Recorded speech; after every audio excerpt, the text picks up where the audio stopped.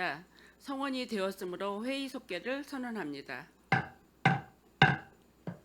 이어서 의사일정 제12항 평택시 외국 교육기관 지원에 관한 조례안, 이어서 의사일정 제13항 평택시 도심 복합 개발 지원에 관한 조례안, 이어서 의사일정 제14항 신평지역 도시재생 활성화 계획 중심 시가지형 변경에 대한 의견 청취권을 일괄 상정합니다. 미래도시전략국장님은 상정된 안건에 대하여 제안 설명해 주시기 바랍니다.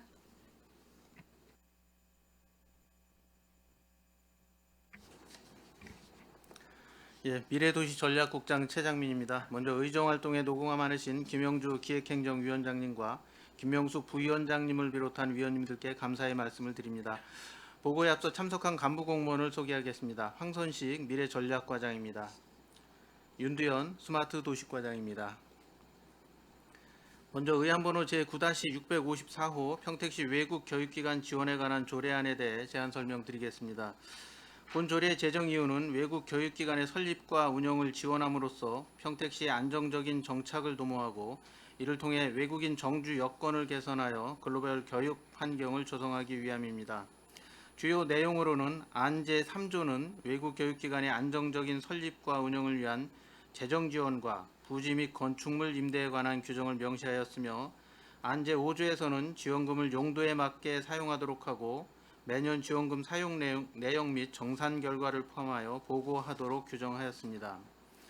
안 제6조부터 제10조에서는 외국 교육기관 지원에 관한 사항을 심의하여 공정성과 객관성을 확보하기 위한 지원위원회 설치 및 운영에 관한 사항을 규정하였으며 안 제12조부터 제13조에서는 지원금의 적법한 사용을 보장하기 위해 부당한 사용의 경우 지원 중지 및 반환, 그리고 지원금 집행에 대한 지도 감독 근거를 마련하였습니다. 본 조례를 통해 글로벌 교육 환경을 조성함으로써 지역 인재를 양성하고 외국인 정주 여건을 개선하여 글로벌 기업들의 투자 활성화에도 기여할 것으로 기대하고 있습니다. 이어서 의안번호 제9-655호 평택시 도심 복합개발 지원에 관한 조례안에 대해 제안 설명드리겠습니다. 본 조례의 제정 이유는 지난해 제정된 도심 복합개발 지원에 관한 법률과 그 시행령, 시행규칙이 금년 2월 7일부터 시행됨에 따라 시도 조례로 위임된 사항을 규정하기 위함입니다. 주요 내용으로는 안 제2조는 혁신지구로 지정 가능한 대상 지역을 준주거, 준공업, 상업지역으로 한정하는 내용과 민간 제한이 가능한 토지 면적 비율을 40% 이상으로 규정하였습니다. 안 제4조는 복합개발 사업에서 국민주택 규모, 주택 공급 비율을 100분의 50으로 정하는 등 세부 기준을 설정하였고, 안 제5조는 사업 시행자가 준공 또는 폐지 후 2개월 이내에 관계 서류를 시장에게 인계하도록 규정하였습니다. 본 조례를 통해 도심 내 노후화된 지역의 복합적 정비와 지역 거점 조성을 효율적으로 추진할 수 있을 것으로 기대하고 있습니다. 마지막으로 의안번호 제9-656호 신평지역 도시재생 활성화 계획 변경에 대한 의견 청취의 건에 대해 설명드리겠습니다. 도시재생 활성화 및 지원에 관한 특별법 제19조에 따라 도시재생 활성화 계획을 수립하여 추진 중인 신평지역 도시재생 활성화 사업 중 일부 세부 사업의 사업비 증가, 사업구간 변경 등을 사업 계획에 반영하고자 하는 사항입니다. 도시재생 활성화 및 지원에 관한 특별법 제20조에 따라 지난 7월 18일 공청회를 개최하여 주민들의 의견을 수렴하였고 후속 절차인 시의회의 의견을 청취하고자 하는 사항입니다. 이후 절차로는 9월 국토부 종합평가와 심의, 10월에 평택시 도시재생위원회 심의를 거쳐 11월에 도시재생 활성화계획 변경 승인 및 고시 예정입니다. 이상 설명을 마치겠습니다. 감사합니다.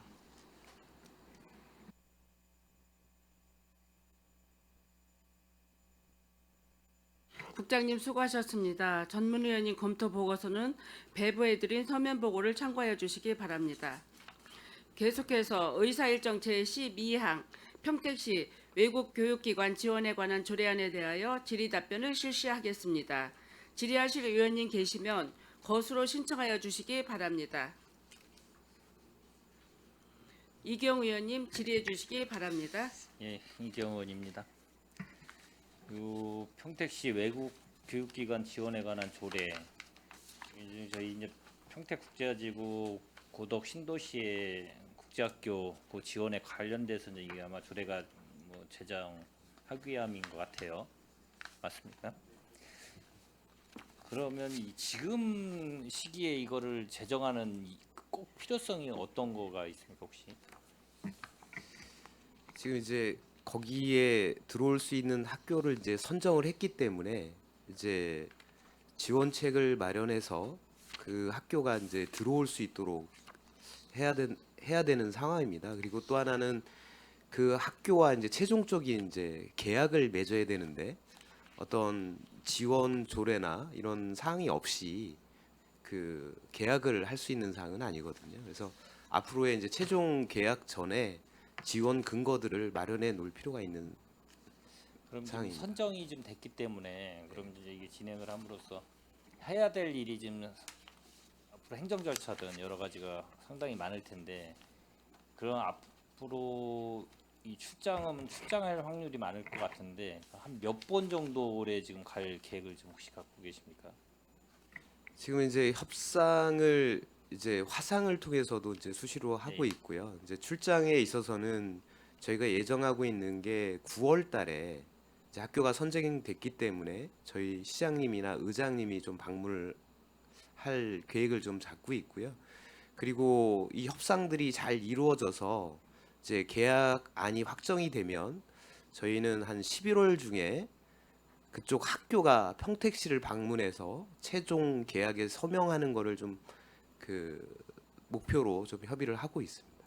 9월 달에는 가서 이제 구체적인 협의를 하고 안이 확정되면 11월 정도에 그쪽 기관 그 학교 법인에서 와서 협약 체결은 좀 평택에서 예, 하는 계약 걸로 체결은 예, 계약 체결은 평택에서 그렇게 해서 하는 걸로 해서 거기에 대한 필요 비용도 발생이 되니까 어떻게 됐든 이 전체적인 거를 지원에 관한 조례를 지금을 제정해서 근거 마련을 하겠다라는 게 제일 근본적인 취지인 것 예, 같아요. 그렇습니다. 예.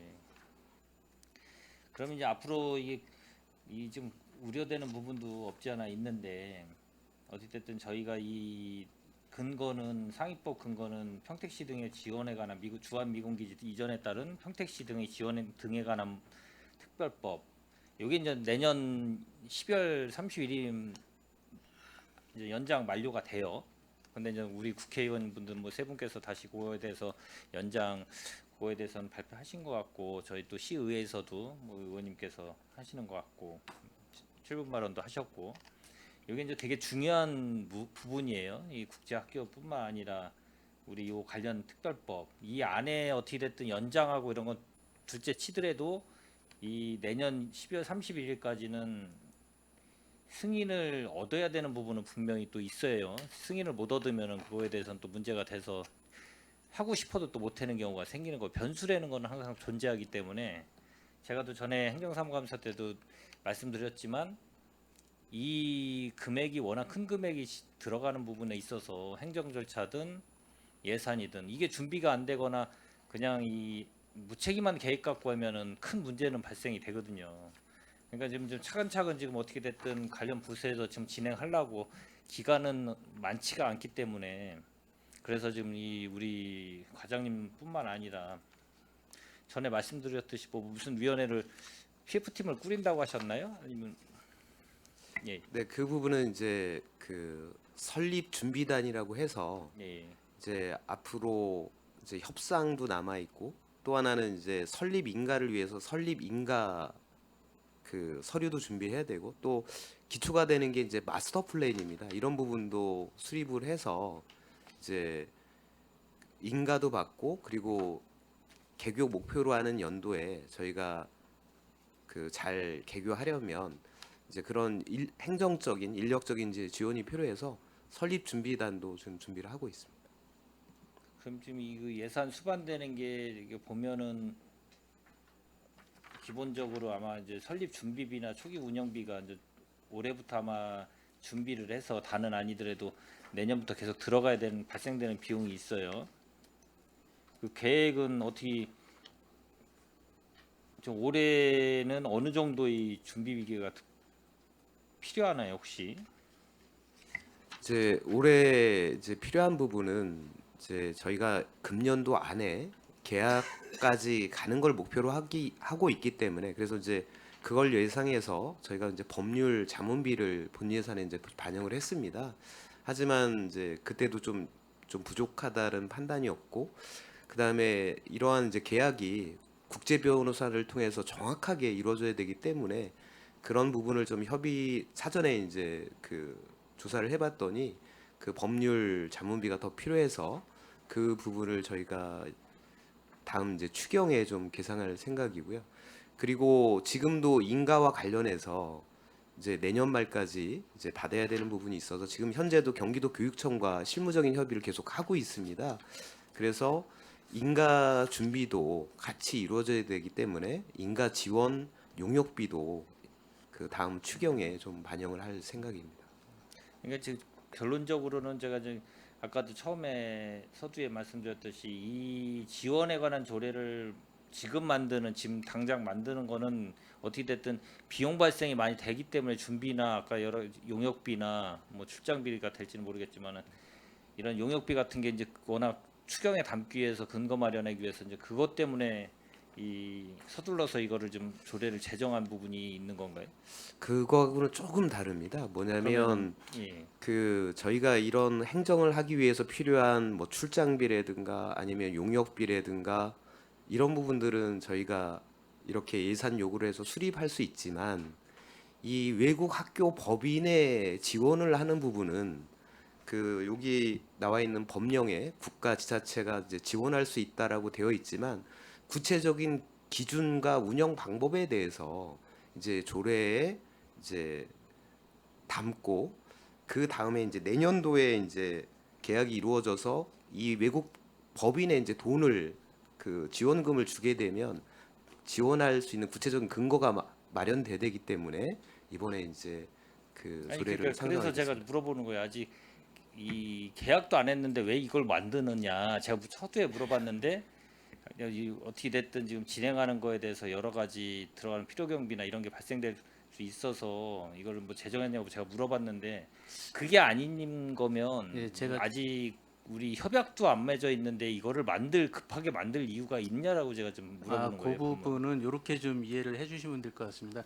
저희가 협약하는 내용에 그 국제학계에 대해서 지원하는 내용들이 협약에 포함이 됩니다. 근데 지원하는 내용에 대해서 협약을 저희가 맺어야 되는데 그거를 의회 승인 없이 저희가 임의로 협약을 맺고 하후에 의회 보고하는 것은 절차가 아니라고 본 거죠. 그래서 미리 이 조례를 통해서 이만큼 지원이 됩니다라고 의회 승인을 받은 다음에 협약에 그게 반영이 돼야 순서가 아니겠느냐. 그래서 의회 이 부분을 먼저 의회 승인을 받는 게 맞다라고 저희는 이제 판단을 한 겁니다. 협약을 맺어야 되고 그 내용이 곧 이 조례에 이제 반영이 돼서 승인 받은 내용이 조례 그 협약에 들어가야 되거든요. 그렇게 좀 이해를 해주시면 좋을 것 같습니다. 어떻게 됐든 협약의 필요에 의해서 시의 협약서 보고 이게 지원에 대한 조례 제정이 필요하다 그거잖아요 결론은. 그러니까 협약 내용에 들어가야 되는데 그 지원에 대한 내용을 사전에 의회 승인 없이 저희가 얼마를 지원하겠다라고 하는 그 협약을 하는 것도 이제 순서상 또 안 맞는 것 같아서요. 의회 승인을 먼저 받고 가는 게 절차상으로도 저희가 보기에도 매끄럽고 또 각종 지원에 대한 예산은 모든 게 이제 의회 승인을 받아야 되기 때문에 사전에 이 조례를 먼저 가는 게 맞다라고 보고 있습니다. 뭐 그거에 대해서는 꼭 필요성이 있다라고 하시니까 어떻게든 협약을 하기 위해서는 뭐 저희한테 어떻게든 이 지원에 대한 근거 조례가 되고 난 뒤에 협약을 체결하러 가신다는 그걸로 이제 이해하면 되겠죠. 알겠습니다. 그리고 저희 이제 그 재정 지원 아까 말씀하셨는데 우리 여기 3조인가요? 제3조 재정 지원 등에 관한 사항. 이거 보면은 이 재정 지원이라는 게 이게 우리 거기 보면 내용을 보면은 외국 교육기관이 재정 지원을 신청하는 경우 예산 범위에서 설립 준비비 및 초기 운영비, 건축비 등을 지원할 수 있고 보조금의 관리 및 집행에 관하여 평택시 지방보조금 관리조례 제2조부터 제10조를 준용하도록 함. 이 지방보조금 관리조례 요거를 좀 지방보조금 쪽으로 좀 해석을 하는 거죠. 지금 여기다 이렇게 담아놓은 걸 보면은 네, 그 외국 교육 성격이 맞는 건가요? 네, 보조금 성격이 맞습니다. 맞습니까? 그래서 이제 나중에 사전에 승인을 사업 계획에 대해서 얻어야 되고요, 교육기관이. 그리고 집행한 거에 대해서 저희 시에 정산 보고를 해야 됩니다.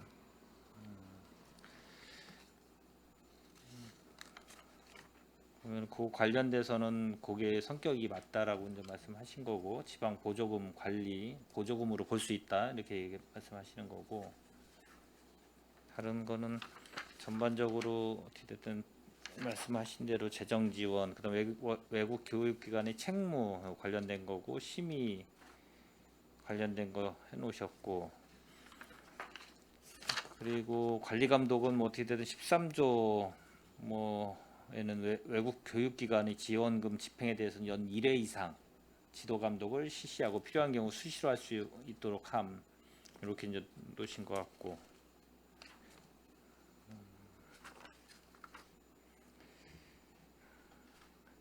위원회는 그 2조인가 2조에 안 2조 6조에서 11조 그 위원회 위원장은 1명 그리고 7명 이내로 하는데 7명이 위원장은 부시장님으로 하고 당연직 위원은 예산 외국 교육기관 업무 담당 실국소장으로 하고 그의 위촉직 위원은 기본적으로 한 7명 정도가 적당한가요?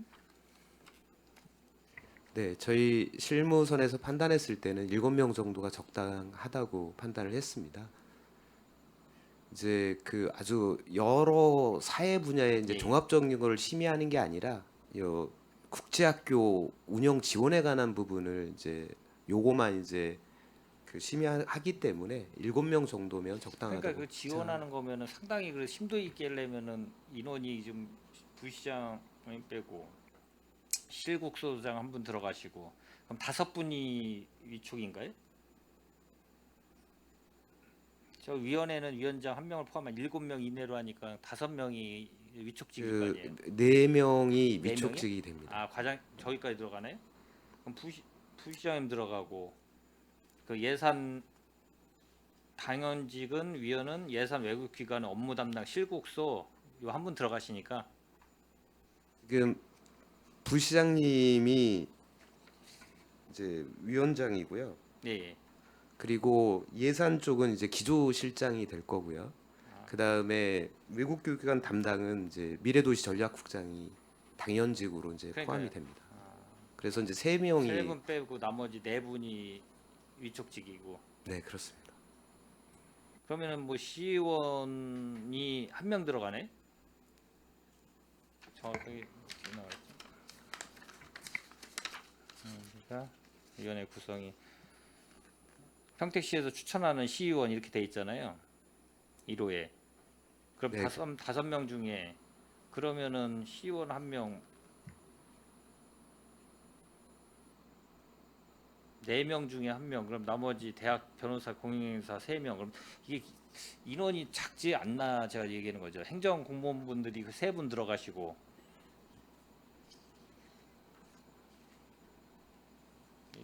인원이 좀 너무 좀 적은 면도 좀 없지 않아 있어서 오늘 좀뭐 한번 의원님들도 고민하고 논의해야 될 분일 것 네, 같습니다. 그 위원 수는 좀 논의해서 주시면 그 부분으로 저희가 검토해서 진행하도록 하겠습니다. 예, 알겠습니다. 예, 이상입니다. 수고하셨습니다. 네, 이경 의원님 수고하셨습니다. 더 질의하실 의원님 계십니까? 네, 최대형 의원님 질의해 주시기 바랍니다. 네, 조정현입니다. 지금 이 제목을 평택시 외국교육기관 지원에 관한 조례안으로 이렇게 하셨는데 이거를 외국교육기관 설립 운영에 관한 조례안 이렇게 해가지고 거기다 이렇게 담는 게 좀 낫지 않았을까 하는 의견을 드립니다. 이게 지원에 관한 내용들만 좀 돼 있더라고요. 전체적으로. 지금 이제 최근에 어떤 이제 법과 조례와 관련해서요. 그 상위법에서 담고 있는 내용은 이제 조례에 이제 중복적으로 이제 담지 않는 걸로 이제 그 시달이 돼서 저희 조례도 많이 좀 바뀌고 있습니다. 그래서 법이나 시행령에 있는 부분을 굳이 조례에 똑같이 담는 거는 좀 바람직하지 않다 해서 저희 조례들이 좀 바뀌고 있는데요. 지금 이제 그 설립 운영에 관한 부분은 경제 자유구역 및 제주 국제 자유도시 외국 교육기관 설립 운영에 관한 특별법이 있어서 네. 이쪽에서 이제 그런 사항들을 다 규정을 하고 있습니다. 그래서 거기 이 조례에는 담지 네, 않았다.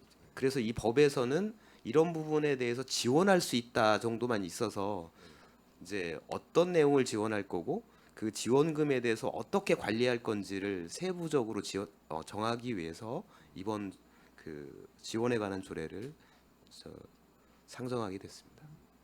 그래도 이제 이게 교육기관이 설립이 되게 되면 이제 운영에 관한 또 그런 것도 좀 필요할 것 같아요. 그렇죠? 그래서 그런 통상적으로 이제 설립 운영 조례를 저희가 많이 하는 거는 시에서 설립하는 그런 부분들은 이제 설립이나 운영에 대해서 세부적인 사항을 많이 정하기 때문에 저희가 가져가고 있습니다만 어쨌거나 이 설립 주체는 외국 그 교육기관 그쪽에서 설립을 하는 거거든요. 그렇다 보니까 관련 법에 의해서 규정을 하고 이 부분은 지금 설립 운영 조례가 필요하거나 한 부분은 아닌 것 같습니다. 그래서 그러니까 시립이 아니기 때문에 시에서 직접 운영하는 부분이 아니기 때문에 지금은 이제 지원에 관한데 이제 포커스를 맞춰서 지원 조례로 좀 가고자 합니다.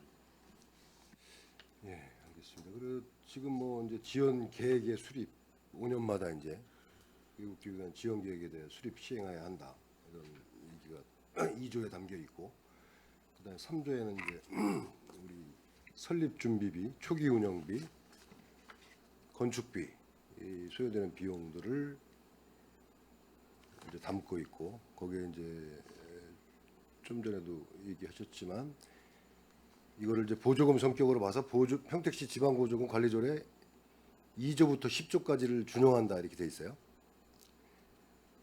돼 있는데 지금 2조부터 10조는 그쪽 그 보조금 위원회에 대한 내용들이에요. 그러니까 보조금을 관리 운영하는 게 아니라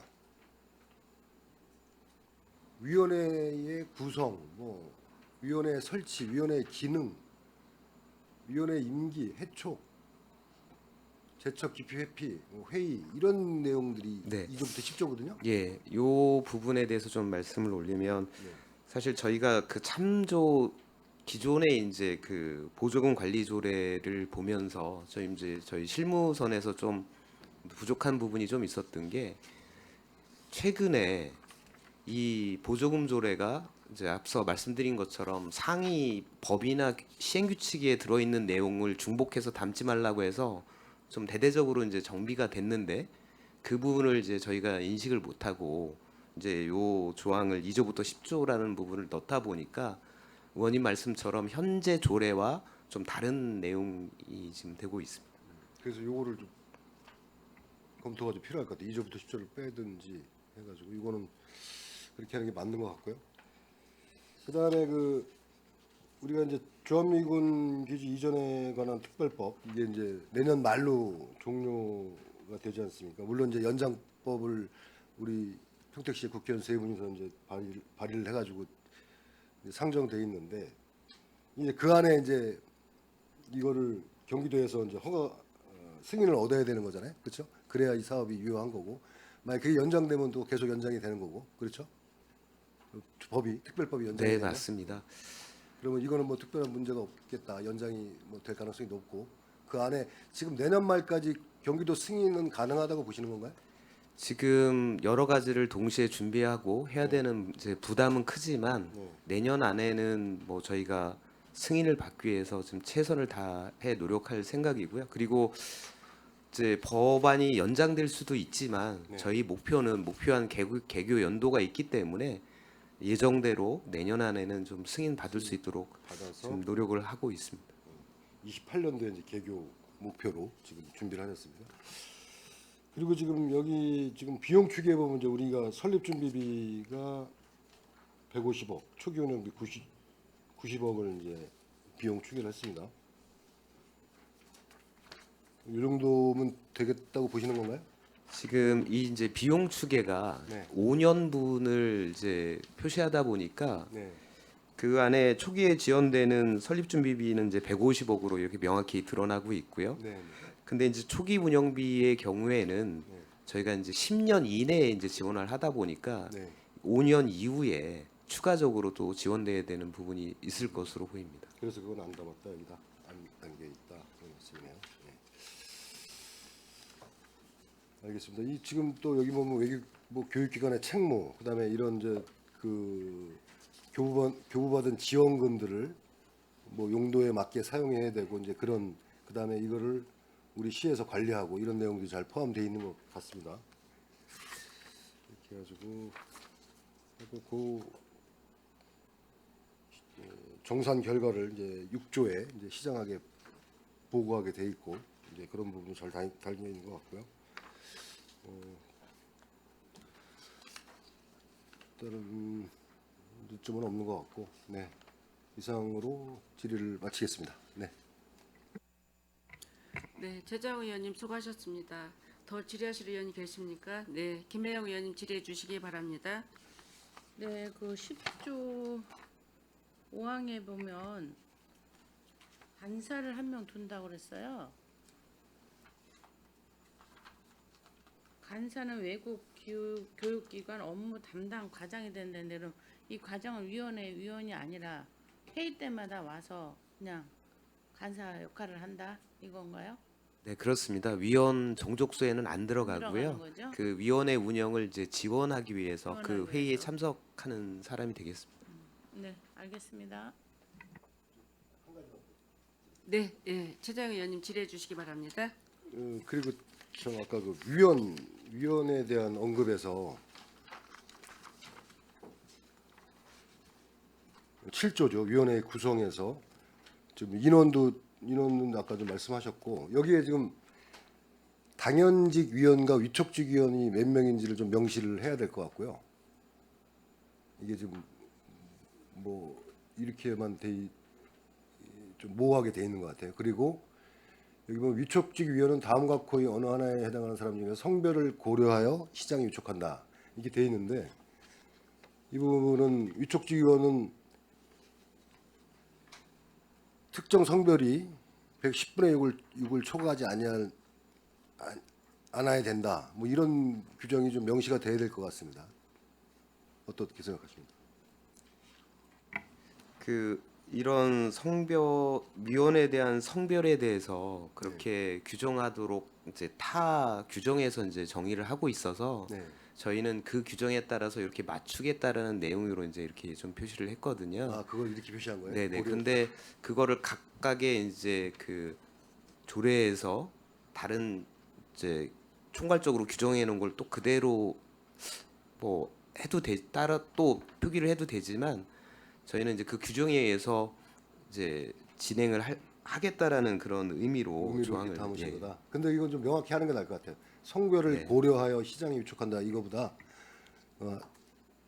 특정 성별이 위촉직위원회 특정 성별이 10분의 1을 초과하지 아니해야 한다 이렇게 정확히 명시하는 게 맞는 것 같고요. 그리고 또 위촉직위원하고 당연직위원회 인원 수도 좀 명확히 표기하는 게 좋을 것 같습니다. 네. 이제 저희가 조례 만들 때 성별 영향 평가도 관련 부서에 네. 따로 봤는데 네. 그쪽 부서 의견이 또 이런 문구로 이렇게 정리를 해서 계속 회신을 하더라고요. 그래서 그거에 좀 따랐습니다. 지금 위원님 말씀하신 대로 종전에는 이제 그런 구체적인 숫자를 넣었었는데 네. 또 이렇게 기준을 잡아줘서 그 부분을 좀 당초 최초 안에서 이렇게 좀 수정을 해가지고 지금 올린 안이 되겠습니다. 네. 알겠습니다. 네, 이상입니다. 더 질의하실 의원님 계십니까? 예. 저희가 외국 학교 이제 설립 이제 유치해서 이제 조례안까지 상정이 됐는데 아까 의원님들께서 얘기하는 그 위촉지 의원들 그 명시가 좀 정확하게 돼야 될 것 같습니다. 그렇게 준비 단계에서 지금 뭐 저희가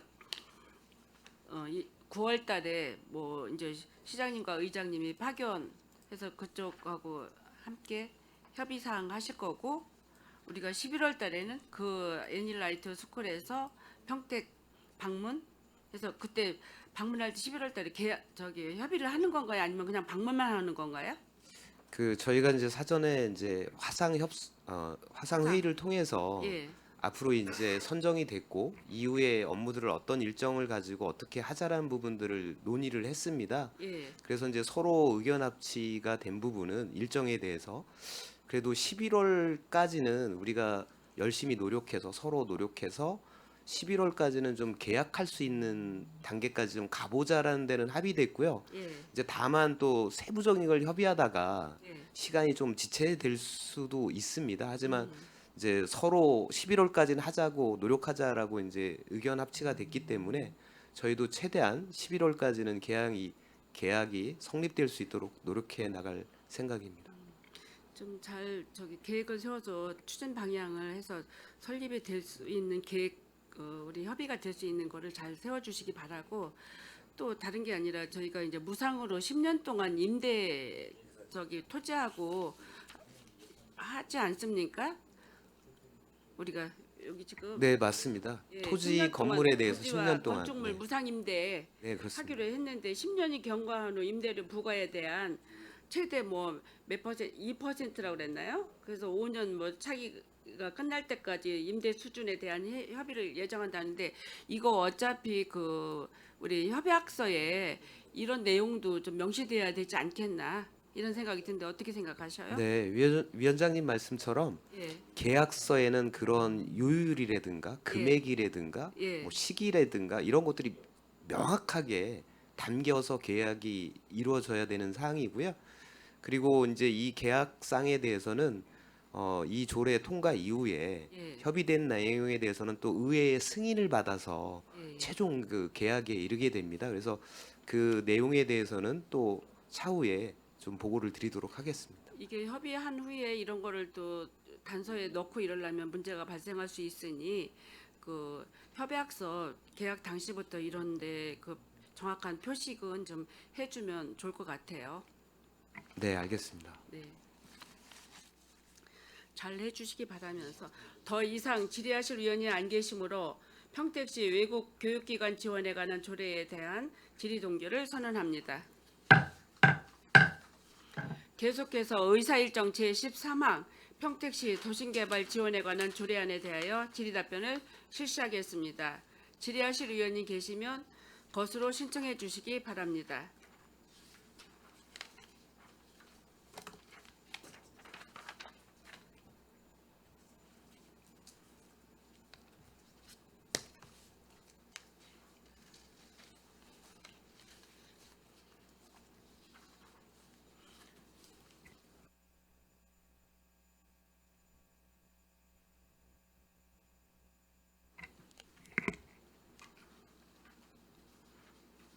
네, 최재형 의원님 질의해 주시기 바랍니다. 예.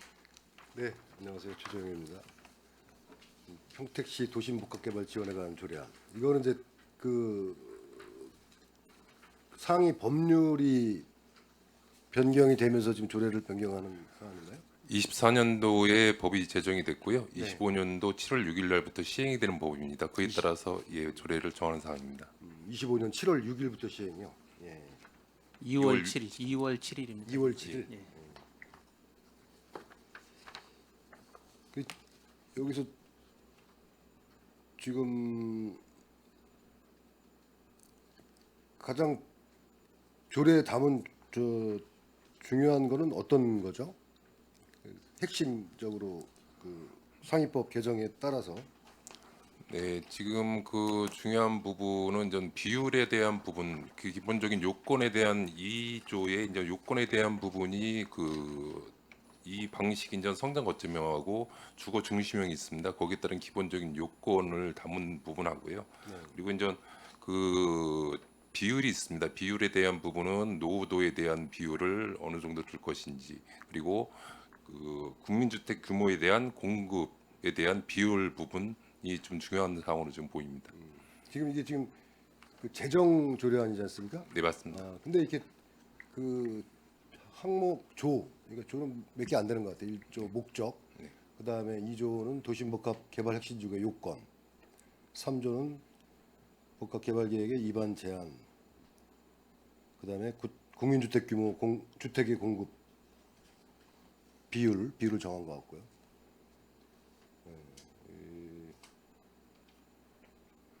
여기에 지금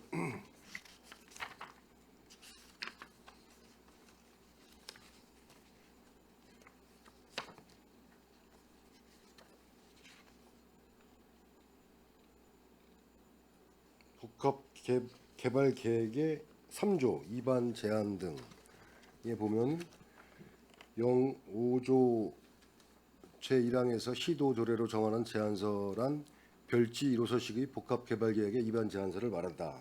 이렇게 돼 있는데 별지 서식의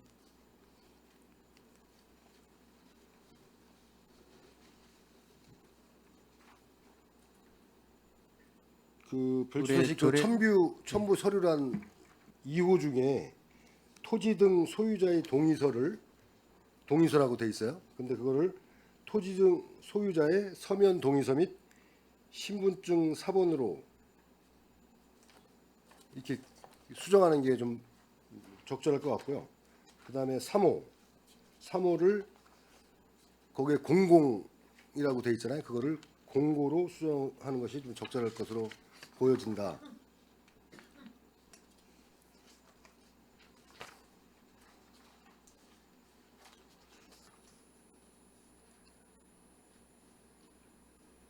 서식의 첨부 서류를 지금 지칭하시는 것이죠. 그렇죠. 첨부 서류란에 이거 2호.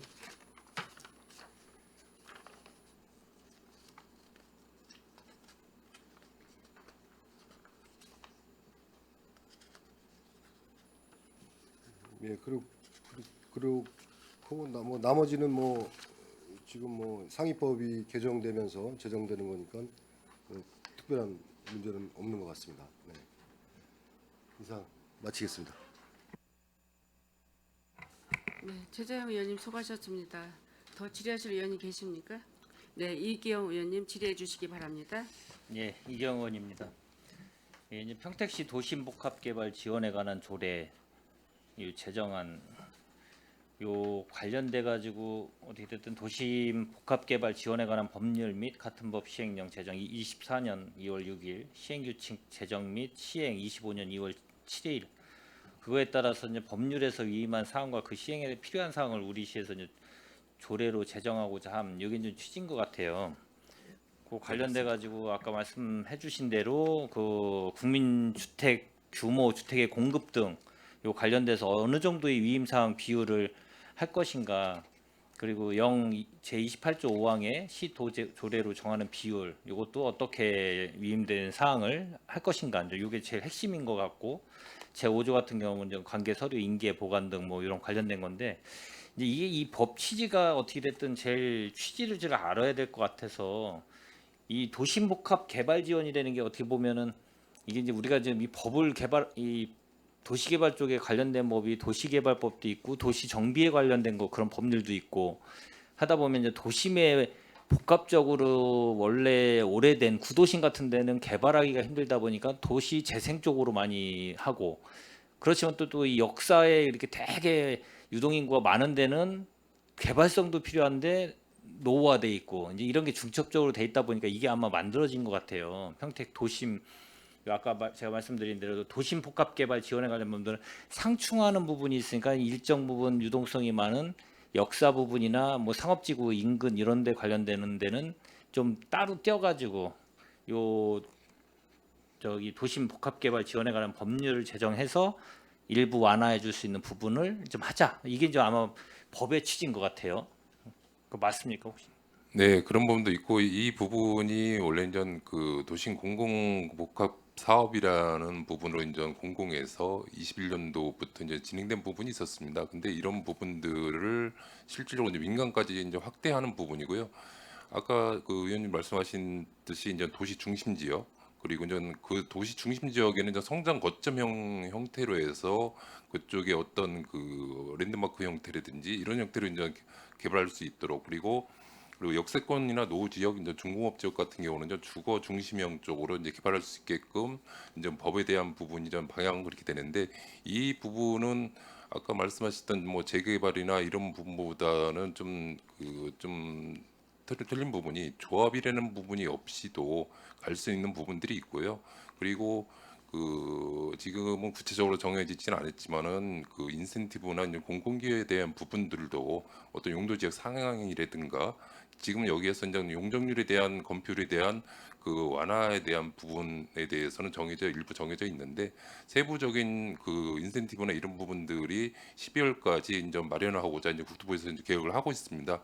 지금 저희가 담는 거는 실적으로 이제 정하는 시군 조례를 정하는 비율에 따라서 이제 정하는 비율이 있어야 되기 때문에 이제 필수적인 사항을 조례를 정하는 부분이고 아까 말씀드렸던 인센티브나 이런 부분들이 국토부에서 정해지게 되면은 그런 부분들을 담아서 아마 조례가 개정을 통해서 제대로 된 아마 틀이 갖춰질 것 같습니다. 어떻게 됐든 뭐 그런 지역을 잘 개발하기 위해서 민간이든 공공이든 개발하기 위해서 공공주택의 비율을 어떻게 보면 이제 이 위맨 사항이 성장 거점형 복합 개발 사업 같은 경우는 100분의 50 이하 범위 내에서 시 도조례로 정하는 비율. 근데 우리는 100분의 50을 한 거예요.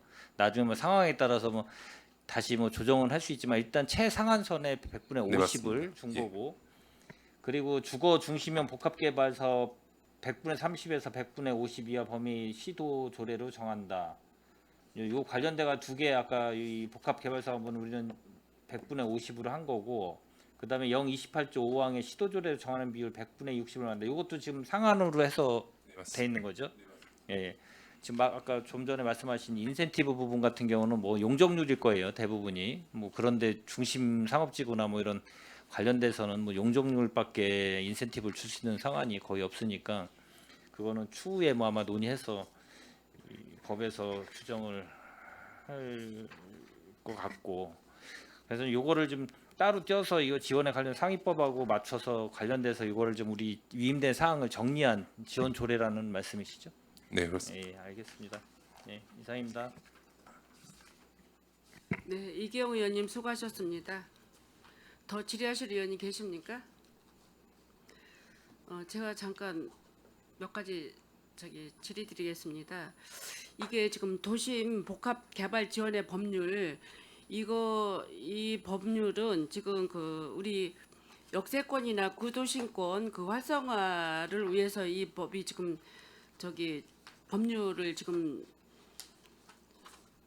제정하는 거죠? 이 부분은 이제 도시의 이제 경쟁력이라는 이제 주거 공급이나 이런 부분들도 있고요. 네.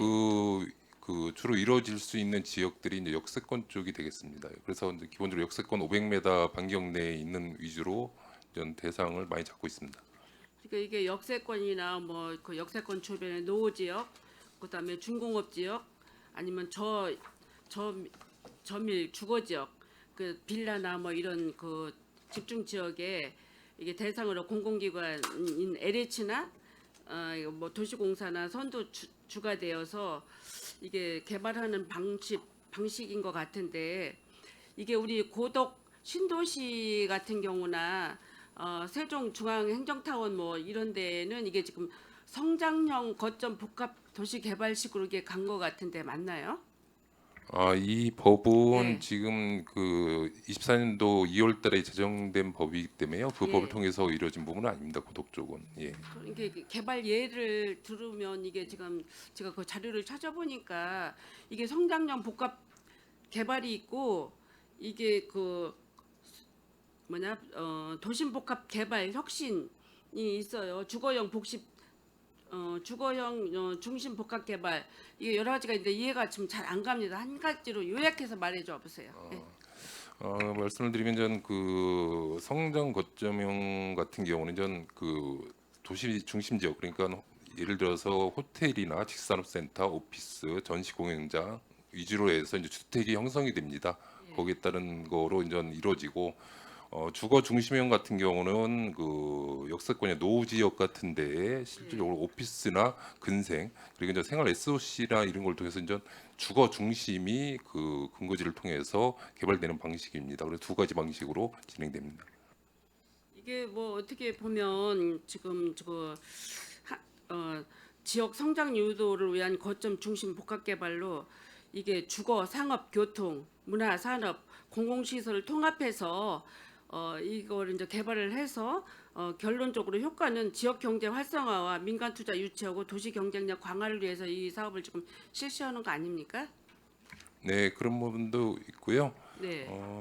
이렇게 보시면 될 것 같습니다. 이제 그 아까 저희가 이제 조례에서 정한 50% 이제 국민주택 규모에 대한 부분을 예. 실질적으로 예를 들면은 용적률 상한에서 된 부분에서 50% 정도는 국민주택 형태로 해서 인계 인수를 해야 됩니다. 그 부분은 이제 그 지자체나 LH나 이런 지방공사를 통해서 인계 인수를 하고 거기에 대한 부분은 일부 기부 체납이나 아니면 이제 50% 이제 그 평가액의 50% 내에서 인계를 해서 그 부분들이 주민들이나 일반 시민들한테 이제 공급이 되는 형태로 그런 부분들이 이루어지는 사항입니다. 이게 이제 국민주택 규모 이하 이상은 아니죠? 그러면 국민주택 규모는 85평방미터인가요? 네, 맞습니다. 그러면 그 규모까지만 이게 지금 이 복합개발 지원해간 조례안에서는 이 평수까지만 이게 개발이 가는 건가요? 건축하는 게? 지금 여기 그는 실질적으로 그 개발자가 개발을 해서 예. 공공적으로 국민주택형으로 이제 인계를 해야 되는 형태로 해서 되는 그 비율이고요. 실질적으로 이제 개발에 대한 부분은 그 주택에 대한 그 부분만 개발하는 건 아닙니다. 실제로 이제 그거는 저희가 이제 그 공공으로 인계를 해야 될 국민주택에 대한 그 비율에 대한 부분입니다. 하여튼 이게 이제 도시 복합 이게 어떻게 보면 재개발 도시 재생이잖아요. 이게 개발 사업인데 이게 한눈에 그냥 신도시 마냥 확 털어버리고 이렇게 짓는 것 같으면 이게 좀 간편할 것 같은데 이게 도시 재생 목적 재개발 목적으로 가다 보니까 이게 좀 복잡하고 어려운 것 같아요. 아무래도 이런 부분들은 그 12월 달 하반기에 국토부에서 세부적인 그 지침이 마련이 될 경우에 좀 더 구체적으로 좀 알 수 있을 것 같습니다. 이게 전에 뭐 뉴타운 뭐 옛날에 뭐 서울에 있는 은평에 있는 은평지구 뉴타운 개발 같은 경우 마냥 이 평택시에도 지금 신장 지역이라든가 서정 지역 뭐 이런 쪽에 이제 이런 개발이 있었는데 이게 취하가 되고 지금 뉴딜 뭐 해가지고 도시 재생 재개발이 이루어지지 않습니까? 그런데 이런 게 눈에 띄게 보이지 않는 사업들이라 좀 힘들다고 볼까요? 이제 하는데 이렇게 그 도심 복합 혁신지구 이렇게 해서 이게 개발이 된다고 하면 저희도 더없이 좋을 것 같아요. 평택역이라든가 뭐 서정 역세권 주변, 진이 역세권이라든가 송탄 전철 역세권 이런 쪽에 이런 좀 개발해야 될 그 부지들이 많이 있는 것 같은데 이게 이거를 이제 지원해가는 법률이 이제 이루어지게 되면 어떻게 활성화 좀 될 것 같습니까? 예, 이 부분은 이제 이번에 제정되는 조례를 통해서 예. 추후에 이제 마련될 세부 지침과 함께 예. 그런 부분들 저희 시에서 적용해서 발전할 수 있는 개발할 수 있는 부분에 대해서 좀 검토를 좀 해보겠습니다. 하여튼 지금 차별화된 우리 도심복합 개발 혁신지구 이게 가는 지원에 대한 우리 조례가 통과되면서 우리 평택시가 눈에 띄는 개발이 좀 눈에 보였으면 좋겠어요.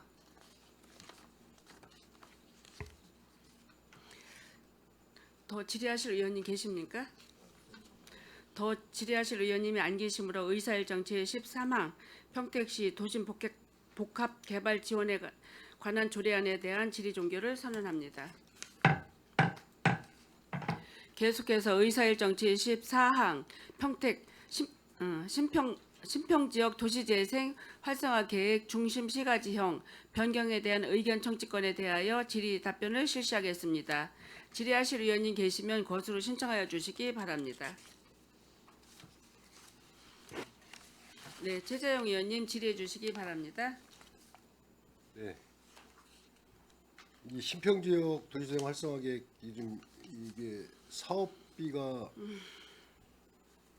총 사업비가 이제 2,265억 7,500만 원에서 3,650만 365억이죠. 365억으로 이제 99억 정도 청사비가 늘어나는 거를 이게 이제 제일 큰 변경 같은데 이 어떤 쪽에서 많이 변경이 된 거죠?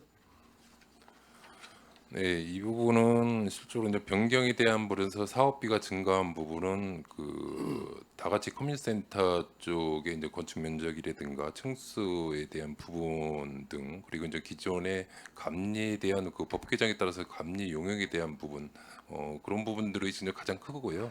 그리고 그 걷고 싶은 거리에 대한 부분이 일부 이제 조성되면서 그 포장 방식에 대해서 일부 주민 의견에 따라서 이제 변경된 부분이 한 5억 4천 정도쯤 되고 거의 대부분 전 다가치 쪽입니다. 다가치 커뮤니티센터 네. 쪽에서 그래서 한 그 93억 정도 증가됩니다. 93억 정도가 다가치 커뮤니티센터에서 변경이 된 거다. 그리고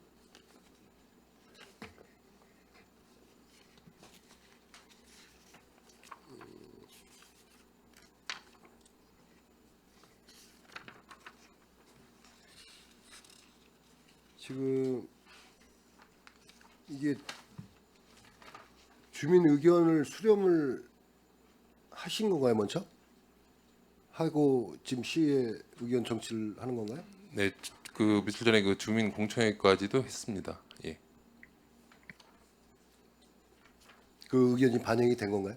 네, 지금 그때 별다른 의견은 없고 기존에 이루어졌던 부분들이 그 변경 사항들이 거의 이제 주민들 의견이 많이 포함된 사항들입니다. 여기에 지금 이게 다 포함이 된 사항이다. 네. 공청회 언제 하셨죠? 네, 저번 주 금요일 날 했습니다. 지난주 금요일. 예.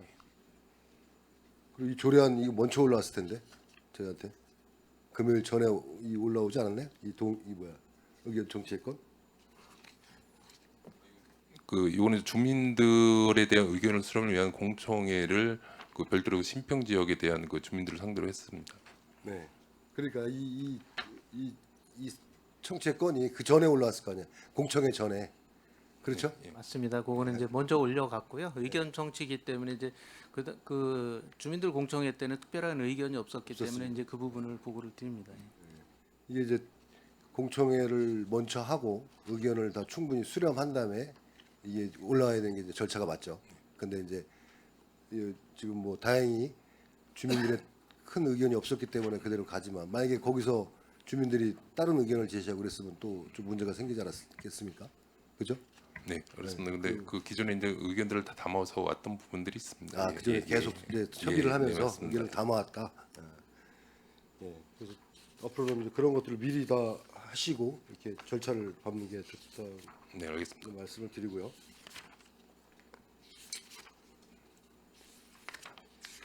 그리고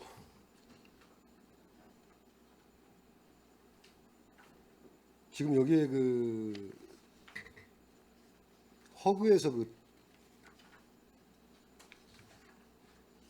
허브에서 기금 부족 사업비를 이제 허브에서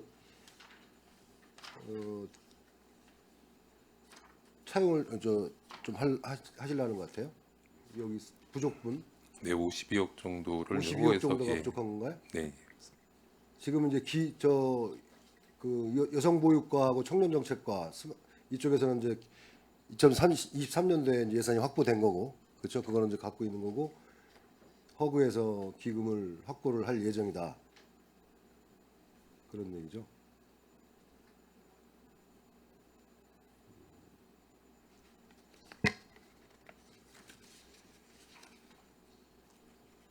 지금 이게 우리 그 평택역 그 복합문화광장 거기에 그 걷고 싶은 거리하고 좀 연계가 되나요? 그쪽하고 지금 이 일부 그 대중교통 중심거리 운영이라는 거 있잖아요. 네, 그렇죠? 예, 일부 지금 그쪽하고 예, 겹치는 연계된 부분이 부분들이 있습니다. 예. 대중교통 그 중심거리 운영은 이제 축제 예산입니다. 소프트웨어 예산이기 때문에 축제예요. 예. 그래서 기존에 이제 뭐 변경되는 부분도 이 버스 노선 쪽으로 지금만 돼 있어가지고 경찰서에서 버스 노선을 막는 거는 좀 축제하는데 안전성도 문제가 있다 그래서 이제 구역을 좀 넓힌 겁니다. 그래서 지금 박예병원에서 평택역까지 그 부분에서 주로 이제 축제를 좀 진행을 하고 그쪽에서 있습니다. 하고. 이거- 예, 이거 요거는 이제 축제- 시설 예산이라기보다도 소프트웨어 예산입니다. 소프트웨어 예산인가요? 예, 예.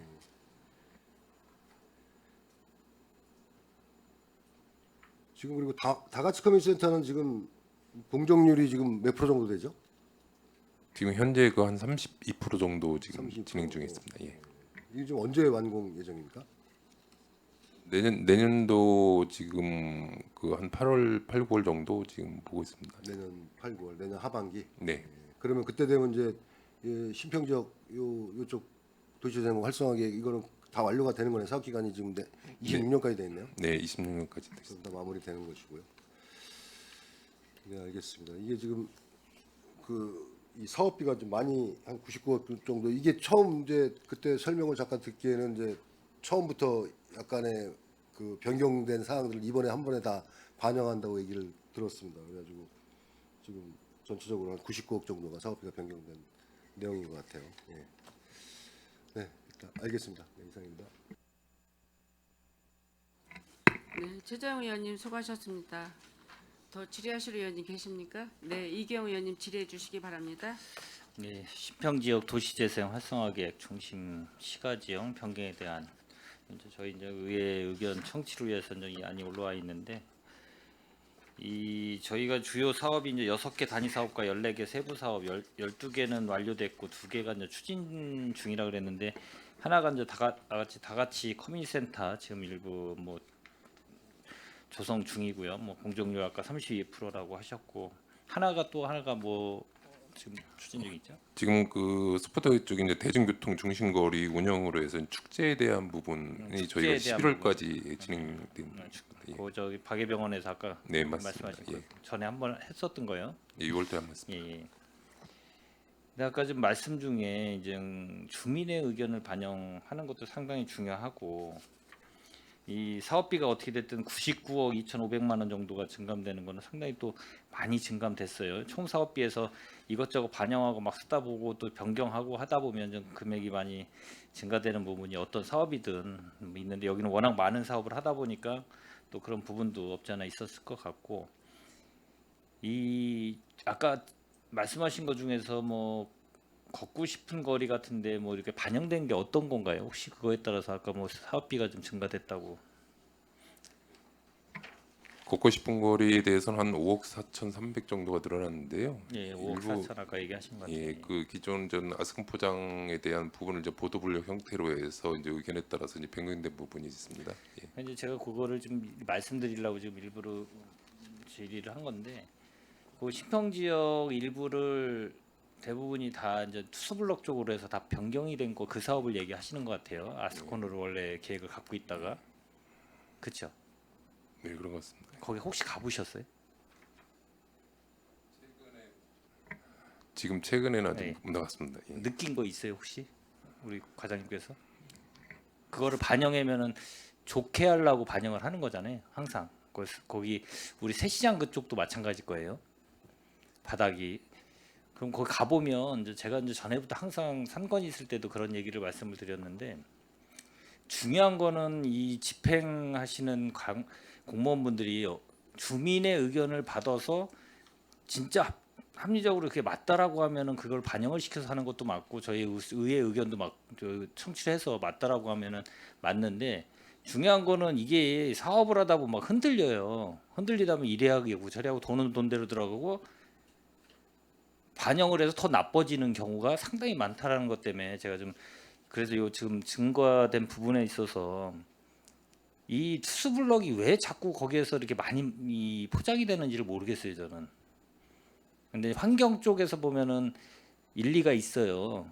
이론적으로 투수율을 높이기 위해서 지하수에 많은 빗물이나 여러 가지가 투수가 잘 되는 거를 이용해서 지하수에 흡입되는 거를 하기 위해서 이제 한다라고 하는데 뭐 현재 그렇게 될지 안 될지는 뭐 저는 뭐 그쪽 분야의 전문가는 아니니까 잘 모르겠는데 그것 때문에 여러 가지의 다른 부분이 문제가 많이 발생되잖아요. 그런데 5억 4천이라는 거를 추가적으로 하면서 그거를 아스콘에서 그걸로 변경해 가지고 보도블럭을 다 깔았는데 문제는 이제 차가 병행해서 다니는 게 문제죠.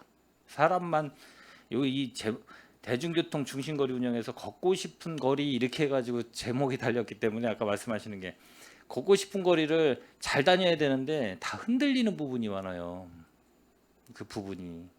그래서 그거를 좋게 하기 위해서 반영을 해서 했는데 모양은 처음에 만들어 놓고 그러면 참 모양도 이 벽돌 타입이니까 디자인적으로 해서 되게 좋게 처음에는 나오는데 이제 차들이 많이 다니고 막 다니다 보면 그게 비 오고 흔들리고 그러면 관리도 안 되고 그래서 돈은 돈대로 들이고 더 걷기 싫은 거리가 돼버리고 이런 이제 이 역효과가 나오기 때문에 그래서 좀 이런 거를 좀 사업부서에서는 주민의 의견 청취도 중요하고 저희 의회 이 청취도 중요하지만 그거를 잘 판단하시고 해서 돈을 좀 이 예산을 잘 반영시키고 했으면 절약하는 부분도 있고 증가되는 부분이 좀 많이 증가되는 부분을 감소시킬 수 있는 부분도 있는데 그게 좀 아쉬워서 제가 요거 좀 보다가 이제 그거를 생각이 나서 좀 말씀을 드린 거예요.